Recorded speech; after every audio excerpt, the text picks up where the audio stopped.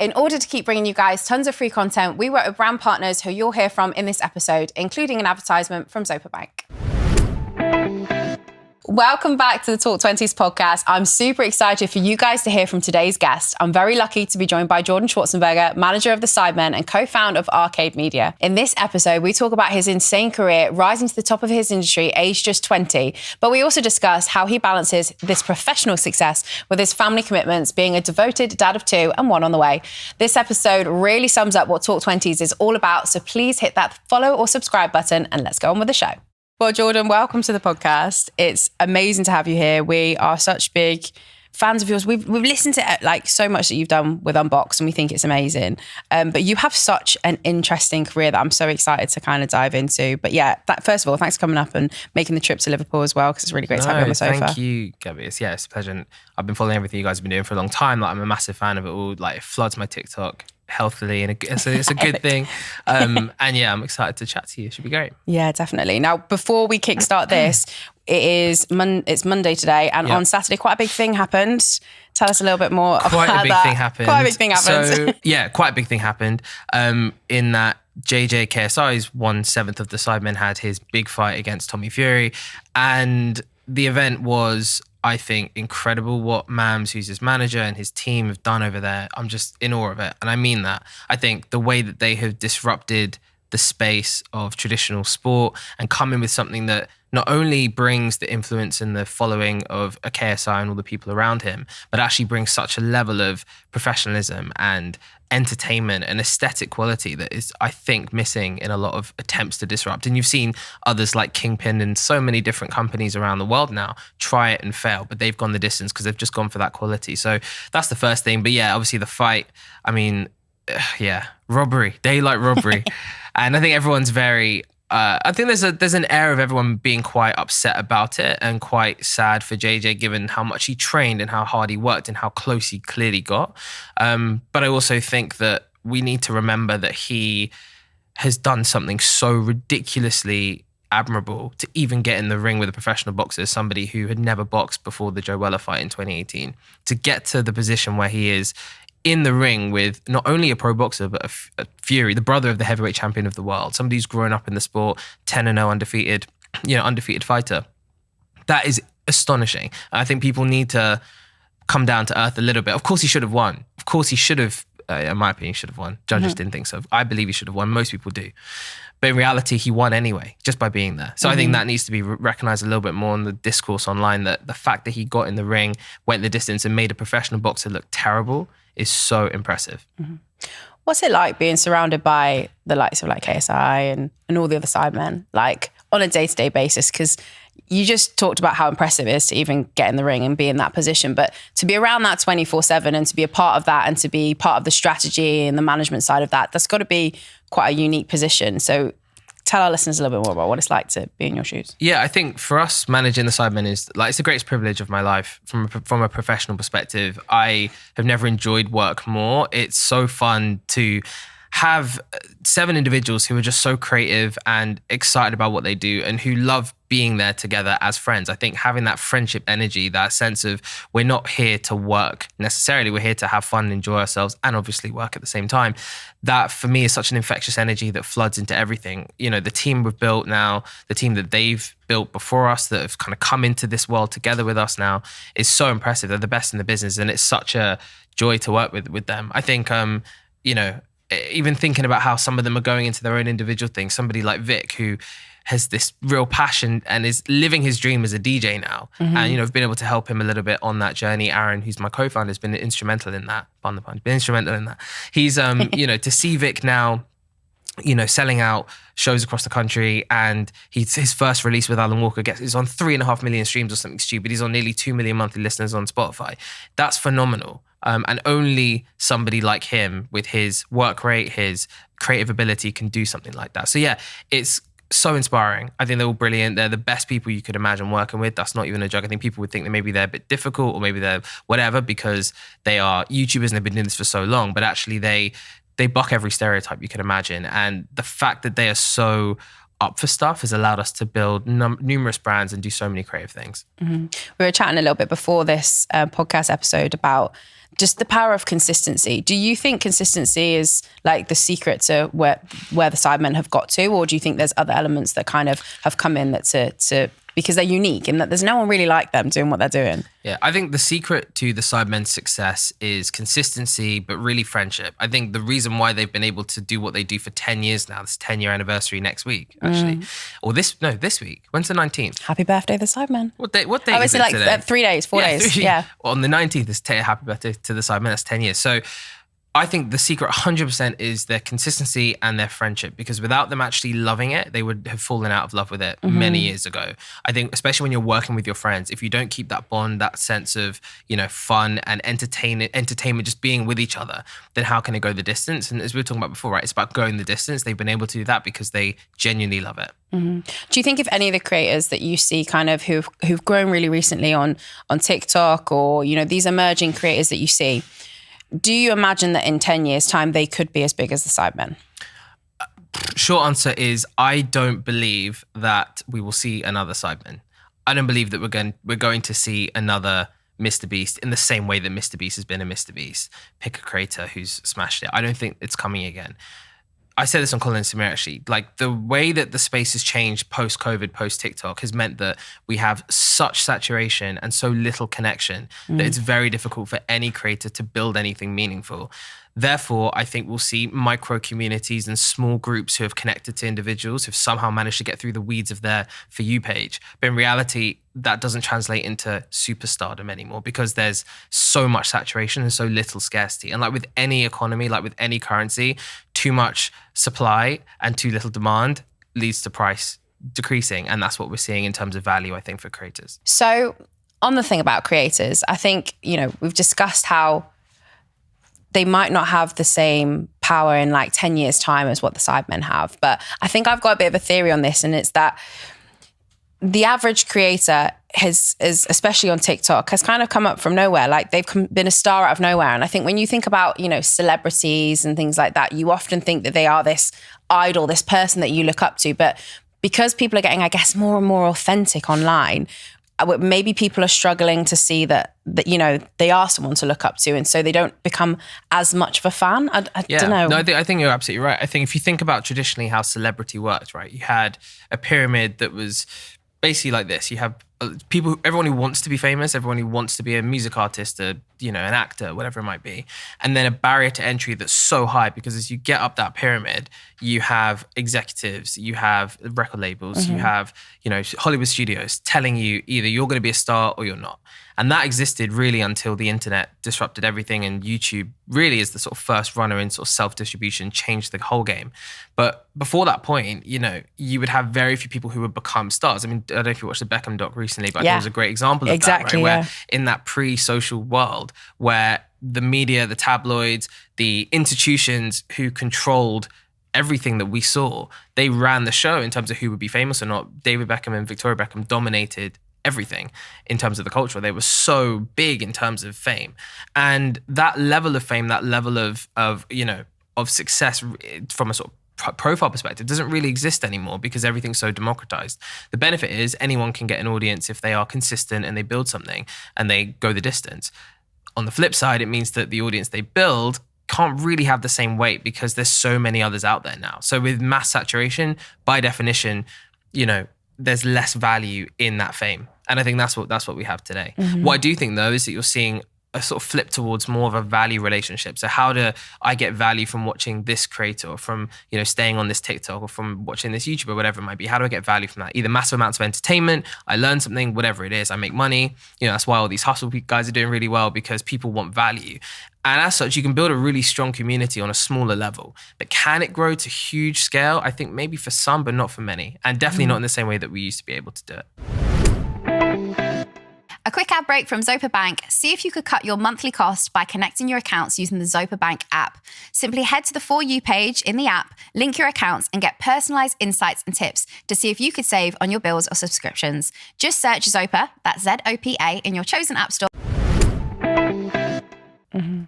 Were you 25, 26 at the moment? 26. 26. You've had a pretty crazy career in this industry, which is why you're able to talk as you do about kind of the industry and creators and stuff like that. But I think for those who aren't familiar with your story, tell us a little bit more about, your beginnings and kind of where you've got to now. Yeah. So to run through it quite quickly, I was 18 when I was in my last year of school, and no, 17 in my last year of school.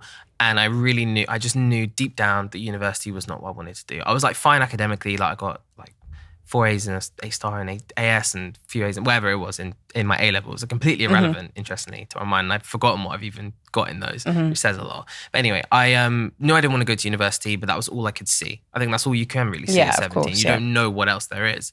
You certainly don't know what roles there are in different companies.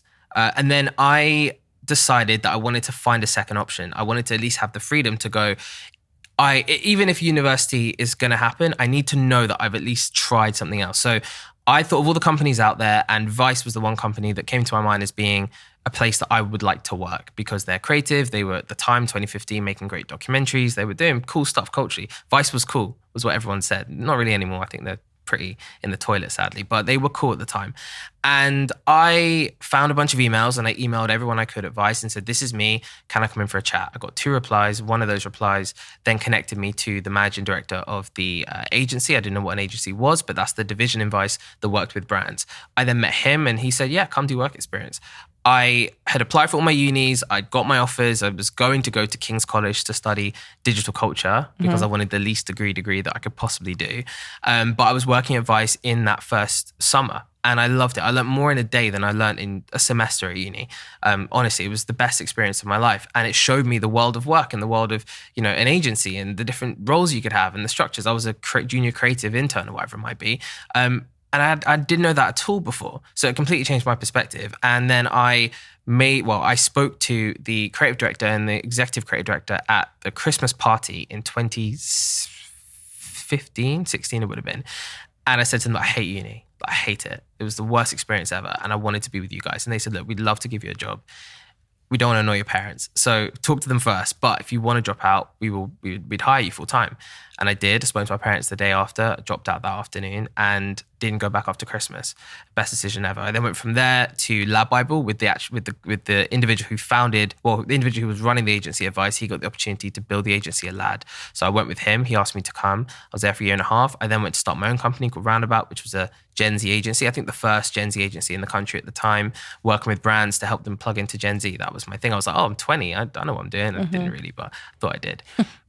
Did that for 6 months. We did pretty well out of it at the time. But one of the clients was a company called James Grant. And James Grant is like the biggest TV talent agency in the country that I'd never heard of. I didn't know that world at all. But then when I got in there, I thought, hang on, you're sitting on, hundreds of profiles with 1 million followers, with 500,000 followers, like personality brands like flowing through that business, people from Anton Deck to Take That to Steve Aoki, all these amazing people. And I just realized that this was a huge opportunity. Spoke to the CEO, now CEO, the MD at the time, and she asked if I could come in as the chief creative officer of that business to help them future-proof what they were doing, attract new clients and build out their whole world in the modern way that I knew because I'd grown up in it, right? So I decided to leave Roundabout behind, join YME as their chief creative officer in the beginning of 2018. And I was there for 4 years. Loved it, learned so much. I was in a really senior position in a massive company at a very young age, which gave me such a great business education to the point where 4 years later, I've been part of selling the company for 300 million. I'd worked on numerous mergers and acquisitions. I've been able to sign people like Amelia Dimoldenberg and Zach and Jay and Woody and Kleiny and all these great people to the business too. So I had the best time. It was so much fun. But I got to the end of after COVID and thought, you know what, this COVID changed the way that business was because it turned it, as it did to many companies, into a hyper-stressed, overworking environment with lacking real output. I felt like we were doing so much work for so little return. And I just thought, you know what, if there is an opportunity to do something else, I would do it. And that then came through Aaron, who's one of my co-founders and a friend of mine. He worked with me at YMU. He'd gone off to manage some TikTokers. I spoke to him. And he'd met Sam. Sam's our third co-founder. Sam has been the accountant for the Sidemen for the last 8 years. And he's also looked after most people in the UK YouTube scene through his company, Starbucks. They got speaking. They then decided to speak to me and said, look, guys, we can speak to the Sidemen because they have the biggest opportunity in front of them, and they didn't have management at the time that were doing anything meaningful with them. In the UK, talent management for creators is a lot about brand deals, and that's what they had. They didn't have IP, brand building, like long-term strategy. So we decided to come together. Sam organized a meeting. We spoke to the guys, presented them a strategy, which is what I've been doing at YMU for all these other people. And they said, yeah, let's do it. So I had a 1 month notice period, shocked the life out of everybody when I was like, when I handed that in, and decided to leave. And we created Arcade Media beginning of April 2021 was when we started. And then fast forward, it's been like a whole world of fun. We've launched numerous brands like Sides, fried chicken brand, XX Vodka, vodka brand, membership club called Side Plus, trading cards with Tops. We've done 2 charity matches, had numerous parties, so all sorts of stuff we've done. So it's been the biggest and most fun thing I've ever done in my career so far, without a doubt. And yeah, it's been a bit of a mad 7 years, I think, since I left school.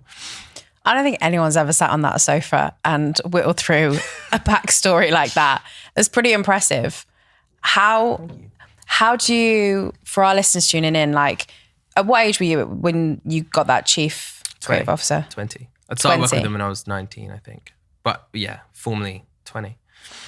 If someone was to tap into your brain, what's going around every single day when you're presented with these new challenges, things you've never done before and probably don't have that much experience in? I know it kind of compounds over time, but what's going around in your brain? You're presented with a new opportunity. You've never done it before, but you're the top person or one of the top people at your company. Well, you know what's funny? Going back to YMU, like, I had a massive shock to the system going into that business. I think imposter syndrome is something which everyone faces when they're put in a position that they don't really feel that they are worth or they deserve. I knew I had the vantage point of my age and my cultural understanding. My experience was, quite good at that age, 19, 20, having done what I'd done, worked with the brands that I'd worked with and so on. But I still coming into a company that's full of people who are 30, 40, 50, traditional company, big company as well, with LA and New York and whatever else. And I definitely had to find a way to be comfortable in that business and to not come across like a twat, basically. Like, I really had to work hard at that. And I ended up having an amazing, like, genuinely life-changing conversation with Mary, who's the MD at my appraisal that year, I think, where she basically said, like, and me and Mary had the best relationship and she brought me in and everything else. Things have been going well, like really well. But she came in and she was like, you know what, like, you're kind of coming across a bit arrogantly. Like, you're really rubbing some people up the wrong way. And I think there are some people in the team or in some parts of the team who just felt, as you would, like this 20-year-old kid coming in who, as I felt I had to do, be that guy. I felt like I had to be an authority, to, drive things, to be a leader from the front. And that's not how you're supposed to do it. And in her telling me that and really bringing me back down to earth properly and humbling me to, like, in a really lovely way, she is uniquely able to do, but humbling me properly, I had to really think about approach and learn that in reality, you're not there to prove something. You're not there to show off every day about how much you know, about how many ideas you can bring to the table and whatever else. It's about how you work with people, and she always said this, like, bring people with you. And I think that's the key. Like, you have to bring people with you. And I think that goes for anybody in any level, but especially when you're a leader, you're given leadership responsibility at a young age, whether you're a manager or whatever. Bring people with you. Lead from the back, not the front. It's the best way to be. And then you bring people along the ride and you're there for them. And I think it's also learning that so much in work isn't about the actual job at hand. It's about helping others and about working with others to collectively do something great. Not just you being the guy who's making all the decks and doing this and doing that. So I think that was one of the biggest turning points, to your point on what's going on in my head. I think at that point, it was around, like, how do I shine and be that guy? How do I, like, basically make them, give as much value as I can to them, but really show that I'm doing that. And then it became about, right, how do I do that in a way that doesn't need to be shown every day? How do I work with other people? How do I upskill people? How do I help others? And collectively, then everyone gets better. You're part of that, the reason for that collective growth. And that's way better than just doing it for yourself. Mm-hmm. Absolutely. And I think the other thing you mentioned when you told your story is just how valuable networking and your network and your connections has been to you seeing other opportunities. Yeah. Nearly everything you spoke about, I didn't hear you say you applied for one job there. I've never applied for anything. I've never applied for a job. Yeah. I've never applied for a job. But look where you are. Yeah. I think there's something in that. I hadn't thought about that, but yeah, I've never applied for a job before. I know that's a bit of a privilege to be able to do that, right? A lot of people live in places where they don't have that connectivity. They can't just go to work at Vice or whatever. They can't even, there are many barriers to entry. And I'm lucky enough to have grown up in London to have had the emails of everyone at Vice. That was the the access point. A friend of mine, Noah, at school, he'd done work experience there the last summer. He had this big stack of emails. So I just said, bro, can you forward me that email? And I'll just do the rest. And I get that. But I think, I think for me, it's about, there's one thing that I look back on my career and I say has been instrumental. It's about putting yourself out there and leaving a really good first impression. And I think those two things are powerful tools that we don't really use enough. And emailing is underutilized. And for young people who want an opportunity, literally wherever you live, you can be any part of the world, like find emails and just get to people.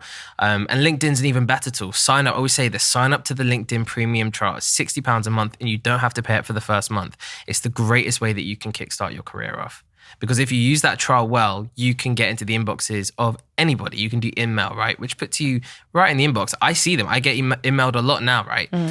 And yes, 99 people are going to say no, but you only need one to change your life. And it's something that happened to me. When I emailed 20 people at Vice, 18 people probably thought, who on earth is this kid emailing this? Like Vice, I'm busy, I'm writing articles. But 2 of them replied and 1 of them changed my life. So I think it's having that willingness to put yourself out there enough to email, to ask, to look for advice, to get yourself in front of people. And I think anybody can do that bit. But I think it's also like, it is a numbers game, like you just alluded to there. Like it's, a lot of people will put out like a message to one person and they don't hear back and they're like, and they get in a massive, that knocks their confidence. Yeah. But I think what you have is that resilience to kind of go again, but see the opportunity in every single person that you speak to, because you just never know who they might be connected to. So it's definitely an opportunity where you need to speak to so many different people, because you just don't know who's going to be the one that might change your life or give you an opportunity. 100%. So I learned this when I started a film magazine back in 2013-14. So I started a film magazine. I was big into films at the time. It was called Lost VHS, and it used to review films. I don't know if I've told this, but it used to review films, and I was big into kind of like the more art house stuff. It was great. Me and my friend Alex at the time, massive cinema guy, like we were big into it. So we did that, and I made a commitment. I was like, right, we're going to get screenings. We're going to go to see films before they're out. And that's a big thing when you're like 14. You're like, yeah, I'm going to go to screenings. How I'm going to do it is I'm going to find all the PR companies and all of the businesses that do the screenings. I'm going to email all of them. And I made a templated email and I sent it out to probably 30 or 40. And we probably got about 3 back. And again, that's all you need.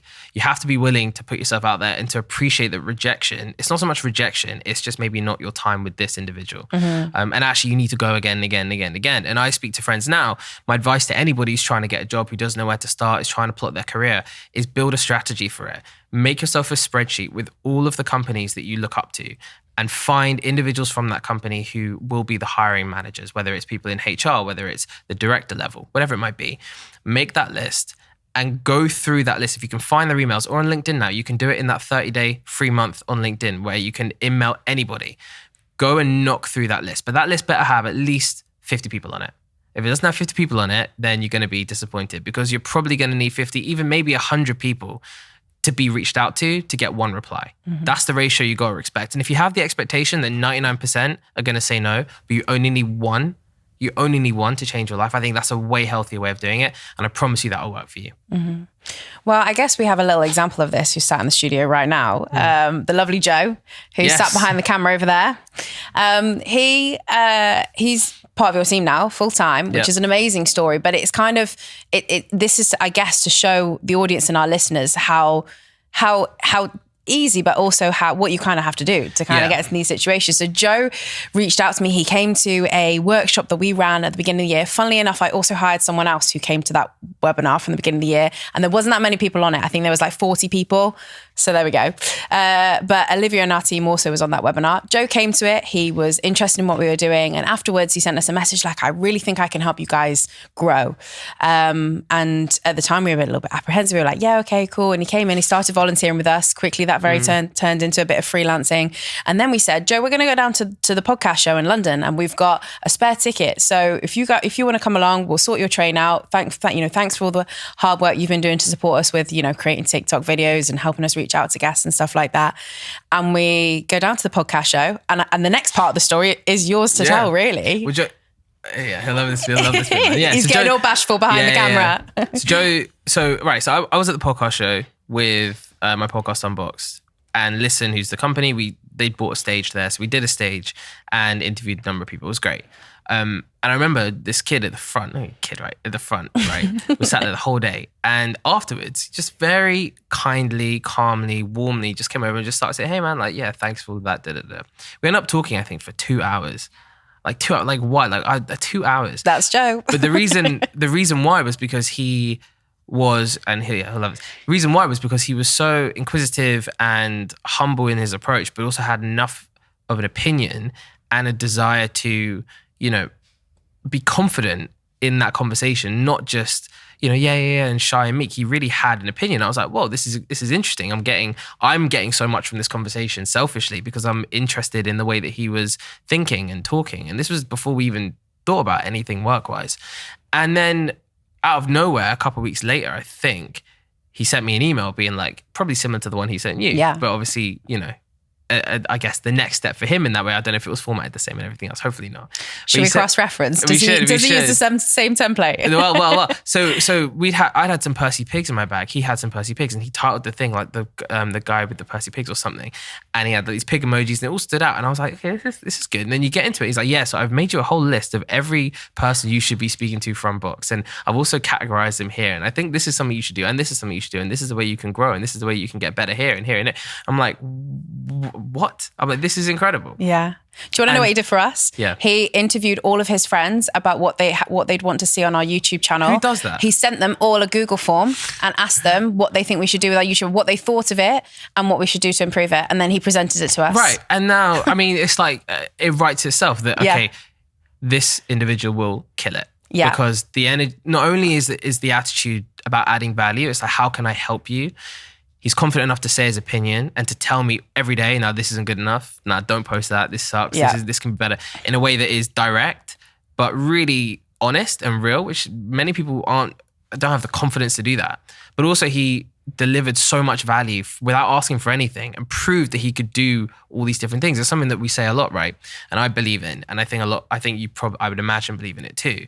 But there is a real stigma, and I think amongst Gen Z, there's a real thing around like, oh, I need to be paid for everything that I do all the time. And when you're starting out, trust me, like exploitation in jobs is terrible in so many companies. I remember at Vice, there was a guy who was in the kit room. He was making 16 grand a year and he was like 30. I mean, it was ridiculous how some of these companies can exploit. However, when you need to get your foot in the door, when you are spending £30,000 on uni, when you are, spending real hard money on education, I think personally you can invest your time to prove your worth and your value to somebody. And I think the quickest and easiest way that you can get into an industry is by giving value for free without expecting anything in return to start with. If you do a good job, you'll very quickly get remunerated and you'll very quickly get brought in. As you said, we'll bring him in. And then he's volunteering a little bit. Oh, he's proved himself even more. Okay, now he's freelancing. And then now he's making money from it and he's got the kickstart of his career.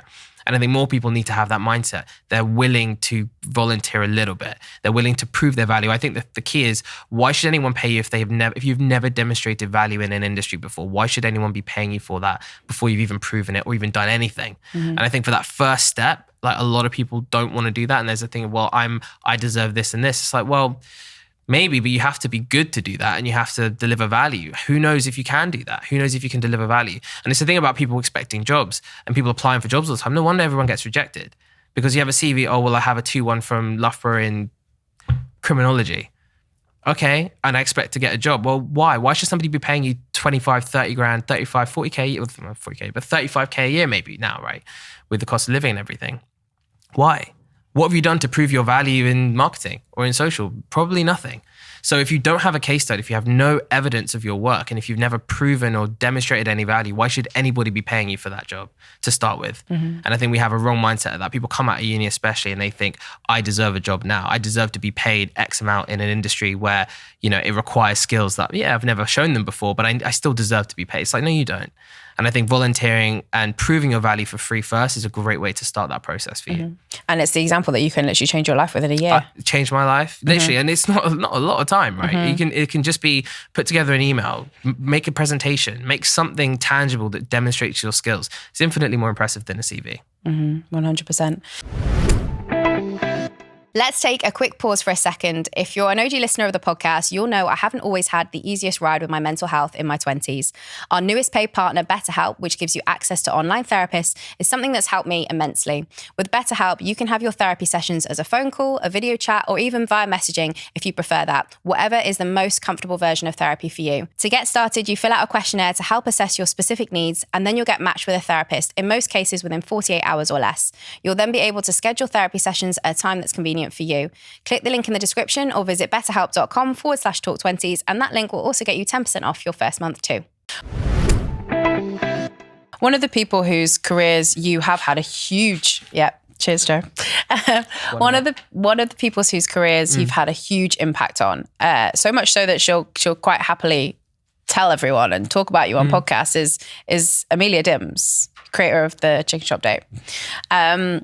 How did that all come about? Because she sings your praises a lot, and she says she owes a lot of her career to you. Oh, bless her, man. No, she's okay. Firstly, Amelia's like a generational talent, and yeah, I'm quite happy to say that I knew she was a generational talent when she was on. Like, it's always that thing of like I saw them first, but like when she was on, I think she had 10k Instagram followers and like 100, maybe 100k or something on YouTube, right? But I knew from then that she was a superstar in the making, just because what she was creating at the time was so unique, and she had a clear understanding of character and comedy, and she was confident enough in her ability to be able to put herself out there, and that's more than most people will ever do. So I think she is a superstar. Like she's in her year 3 or 4, right? We talked about this earlier, how for most of us, for anyone who's making content, for anybody who is building a personal brand or building a talent-led brand, whatever it might be, you have to go the distance. And going the distance means grinding it out for at least 3 or 4 years. If you don't do that, you will probably not get the success. Maybe some people have rare exceptions, but the majority of people have to put the time in.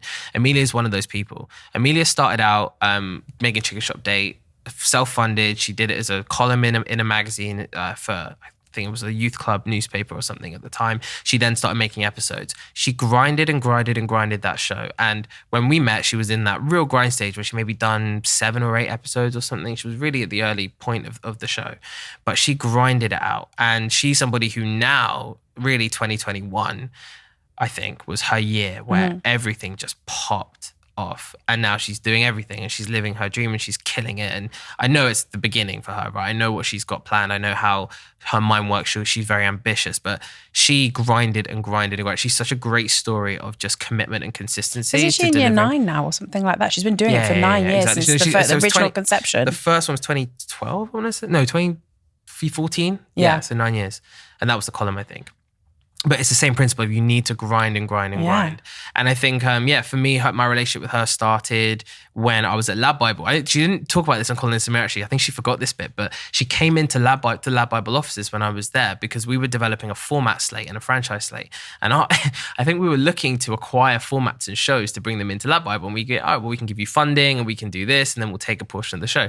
I'm so glad she didn't do that, because she wouldn't have the success in any way, shape or form she had now if Lab Bible owned Chicken Shop Date. But I think the proposal was right. If we give you, I don't know, 25 grand or something, like, will you bring Chicken Shop Date into Lab Bible? Anyway, that didn't happen, thankfully. We fast forward a little bit, and then I moved to YMU and I become chief creative officer there, and I start my role, which is about future-proofing that business. And the first person that came into my head, we'd exchanged numbers and contact details at the time, was Amelia, because I was like, she is building something amazing. She is, got something just unique. She's got credibility in the space. She's got a channel that's just formed. She's got the format. It just needs the distance and the time. I messaged her and I was like, Amelia, I've moved to YMU, James Grant at the time. I really think that they can help you. I would love to set up a meeting. Would you be up for that? She was like, yeah, let's do it. So set up a meeting. I prepared this big presentation, this strategy, and we sat down in the room, and I basically led a presentation to say, here is how this company can help elevate your career and build what you're trying to build. So it had everything from comedy to live to working with brands to building out Chicken Shop Date to X and Y, whatever it might be, which is how these strategy decks go. It's sort of breaking down your brand into different focus areas and components and saying, how can you go from where you are now to where you want to be? And what is your vision? Where do you want to get to? This is our projection onto you, but let's make it a two-way thing. And then actually action it once you've signed it off. So we did that. And I think she talked about that, actually, the strategy thing. And it was great. And it was then a period where she was, speaking to a couple of other people and she was sort of working out what she wanted to do. And I was like, Amelia, please. I know, because I was like, I know that we could add so much value to her. Reason being is that YMU and James Grant at the time, as they were called, are so established in TV. If you go see the NTAs, it's every second person is represented by YMU. Literally all of ITV basically. And most of the UK TV space is and has been represented by James Grant YMU in throughout the last 15 years, whatever it might be. So I knew that for her, as somebody who wanted to go into, comedy and writing sketches and building out shows with, things like This Country or a Stathlets Flats or that type of comedy, but also somebody who needed that kind of elevation in terms of connection. Like she goes in, sells herself, but opening those doors for her is what we needed to do. And thankfully she said yes. And then we fast forward, that was in beginning of 2018. I think that was March, right? 2018. Mm-hmm. I'd started there in January, right? So that was as quick as I was like, right, she's the first move. And then it was a case of convincing everyone internally as well, right? That she's great, she's going to do all this amazing stuff. But then also, how do we build a team around her, etc. So we did that, and about really, she's still there now, right? She's still thriving, obviously, and doing very well. But it was a period, probably about 2-3 years, really building with her as a team around Chicken Shop Date, around the Voxy Hot Sauce Tour, which she talked about in Colin and Samir, which was her first big campaign that sort of gave her the funding to then go and, as she says, to make Chicken Shop Dates.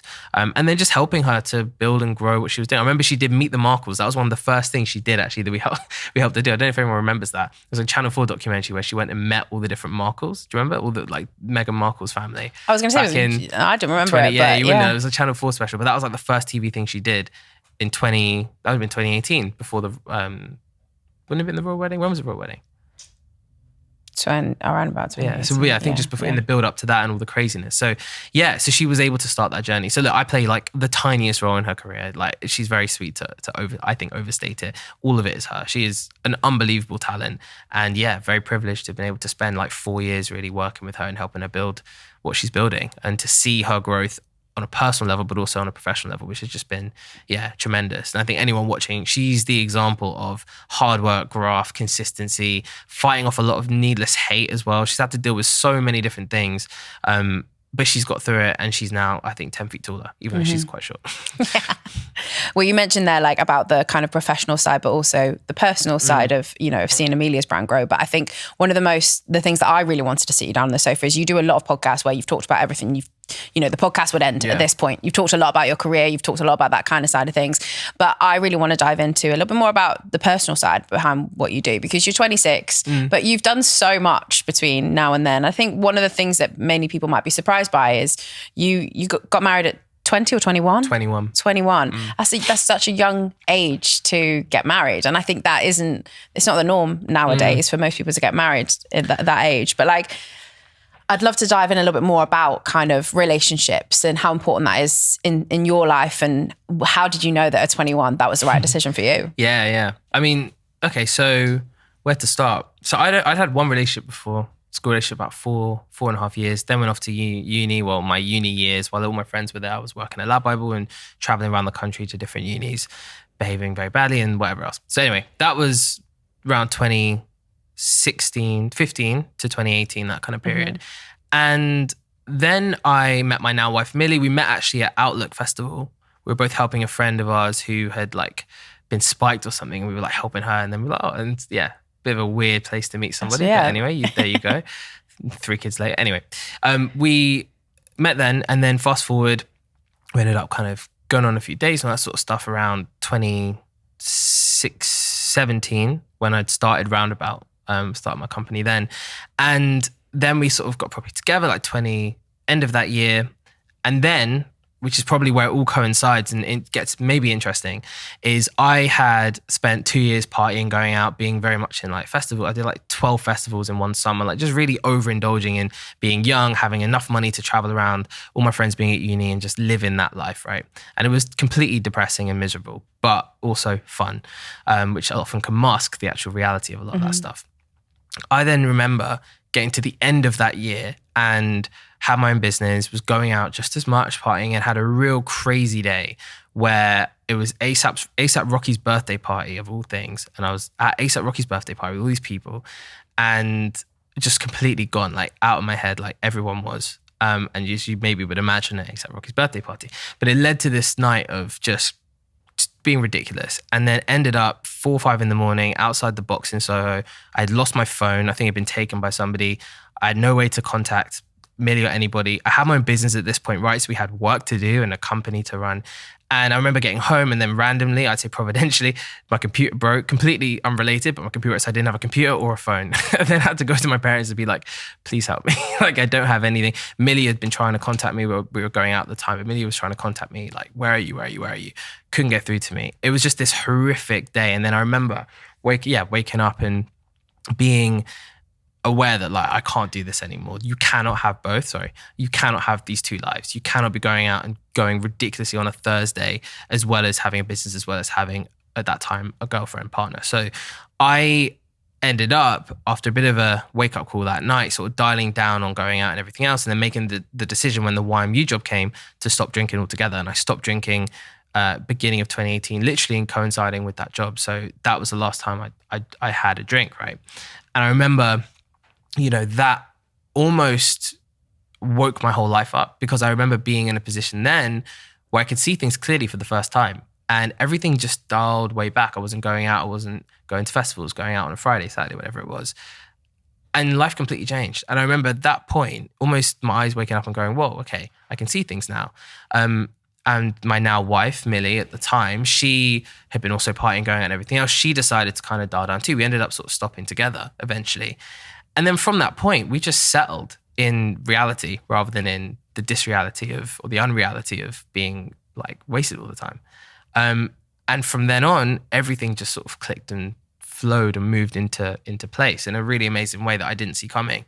And so I proposed to her, I think it was maybe so we got married in May 2019.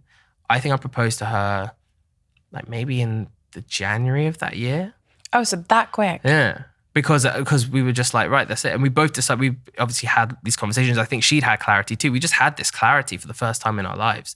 And most young people aren't clear-headed at all, right? They can't really see things clearly because there's this constant distraction, whether it's going out all the time, whether it's, whatever it is, TikTok all the time, whatever it might be. It's just distraction. But once you dial that down, you can start to see reality a bit clearer. And that's what happened to me. Proposed in January that year, we were looking at, do we do a wedding? And then we're like, no, let's just get married as quick as we can. We did. And from then on, it's just life began just to really flow. And then had our first baby January 2020. And we're now got another one, third one coming in 6 weeks. 6 weeks. Yeah, thanks. Back in the madhouse again. But yeah, so it's been a crazy time. And I think the best thing is, I would say marriage is such an amazing way of just calming down everything in life, to the point where all of the pressure, we say this to guys who are like, I don't know.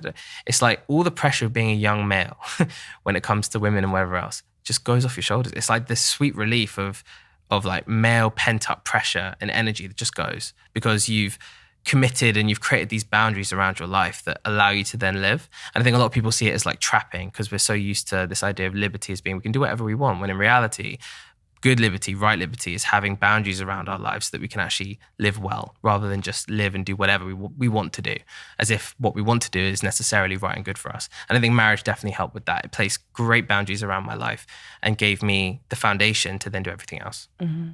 Well, I mean, we'll get into talking a little bit more about your kids and being a dad and everything like that. But for you, what do you think the signs are of a successful relationship then, especially in your 20s? Yeah, I mean, so in May, it'll be 5 years married, right? Which is kind of wild. I think successful relationship is about, I think a successful relationship is about predominantly humility. And what I mean by that is marriage especially, and I'll talk about marriage now because I think that should be the aim for good relationships, healthy relationships, in my opinion. That humility is the number one trait that you need to have success, I think, in a relationship. And we've been married 5 years, right? Like my parents have been married like 30 years. Like, as I said, come back to us in 30 years. But still, the reason why I say that is because when you're married to somebody, you're given a reflection of yourself and the worst elements of yourself every single day, because that person will tell you about all the bad things that you do, the little things that you don't even see, and the bigger things, which might be big flaws in your character. Having the awareness, firstly, that we're all very flawed, fallen creatures who, are full of weaknesses and bad traits is a really important and healthy way to look at life, because that's reality. Humility actually comes from the word humus, meaning dirt. right? Which is reality. Not the dip. Not the dip. But that's where the dip comes from, actually, because it's like the grounded up. Anyway, digress. But it's about reality. That's what it is. And I think if you have humility and you realize your flaws and you don't lead with pride and you don't lead with defensiveness, you don't argue. You don't need to ever argue.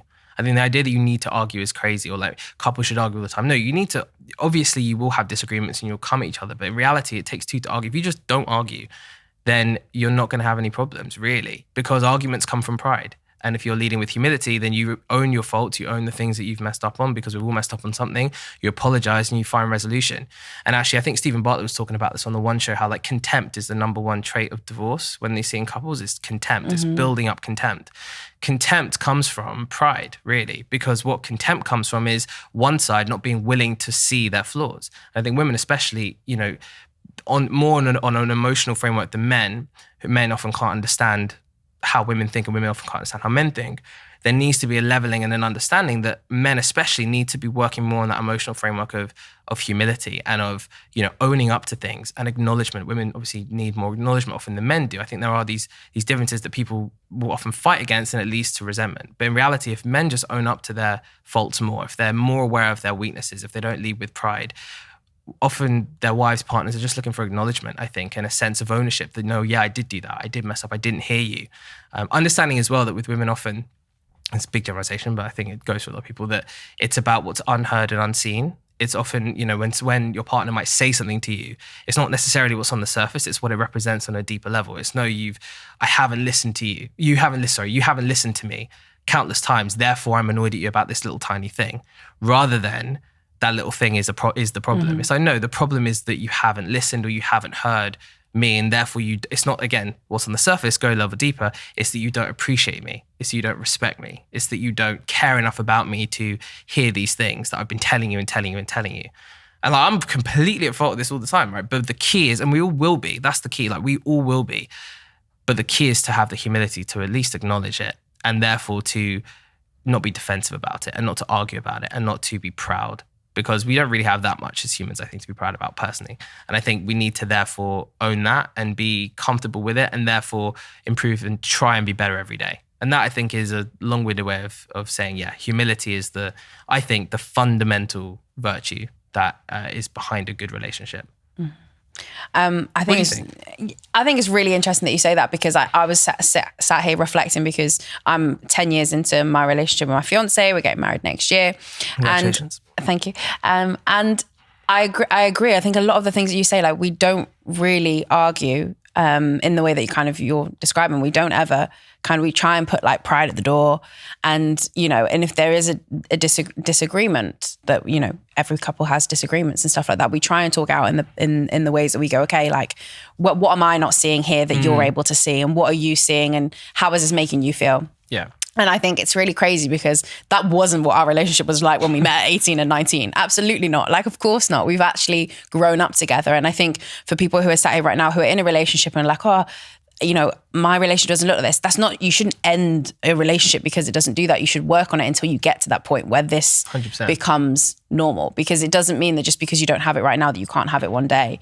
Because I think as more as you grow with that partner, and the more that they become self-aware, and the more that you talk about these things, the more that you open up, the more that they will become a better partner. Like, I've never loved my partner more than I do right now, and he's never been a better partner for me than he is right now. But I'm sure in 10 years' time, that'll be even more. Good on him, well done. Do you know what I mean, though? Good. Yeah, like, 100%. I think a lot of people don't work on the relationships that they've got. They're too quick to put it in the bin. Yeah, but also that's a lack of. I mean, Gen Z have a huge commitment problem, and a centralization problem, and a pride problem. So all the different tenets of modern society and culture lead to bad relationships, which is why divorce rate is what it is. Why people don't get married anymore, because there's so many elements around our culture and sort of parts of how young people live, which are so toxic, I think, to healthy relationships, healthy lives that are based and grounded in reality. We're so caught up in unreality of the internet and social and everything else that we forget to live and to be more in tune with who we really are, right? And I think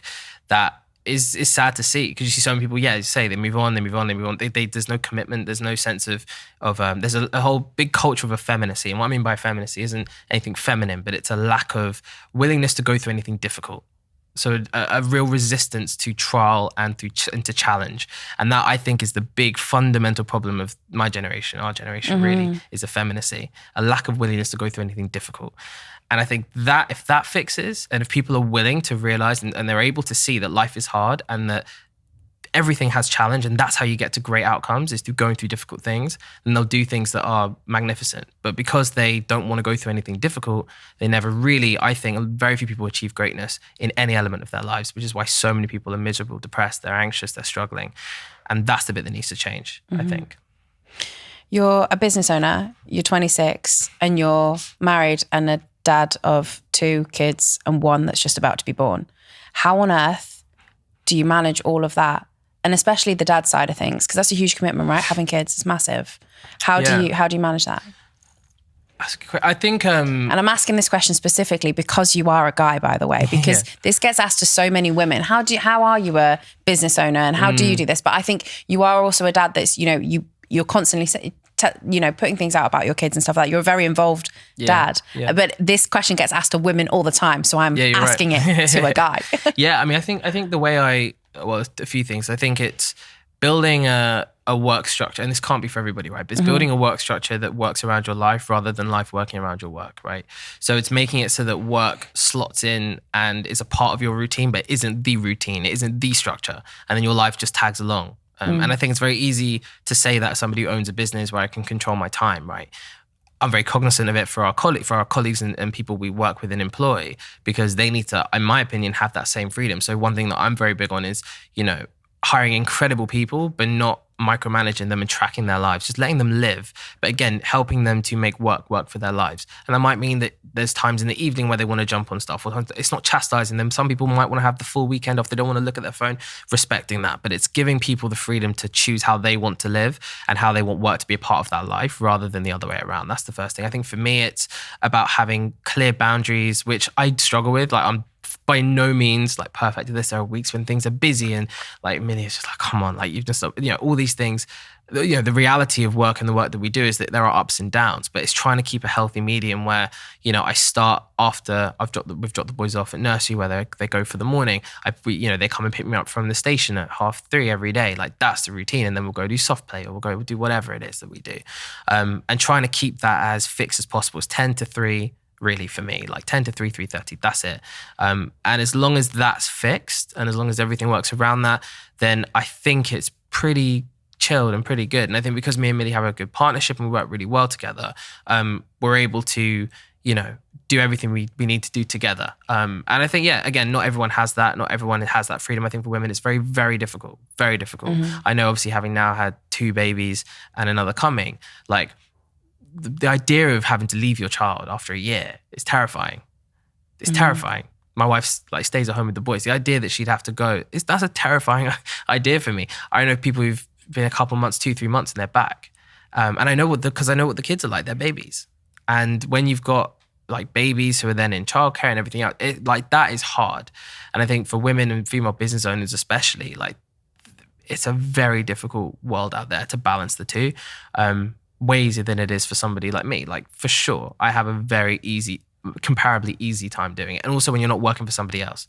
If you own your time, you are free to choose how you want to live. If you work for somebody else, you better hope and pray that employer respects your time. The likelihood is they probably won't. So to answer your question, I think it's finding those boundaries, trying to stick to them as well as I can, and then being cognizant to pass that on to our employees and the people we work with. Jordan, I feel like we haven't even scratched the surface with you. There are so many more things I want to chat about. I feel like we need a podcast part 2. We 100%. We'll have you back on the podcast because it's been so brilliant to chat to you. And there's so many things I want to dive into a little bit more. But fortunately, we are out of time.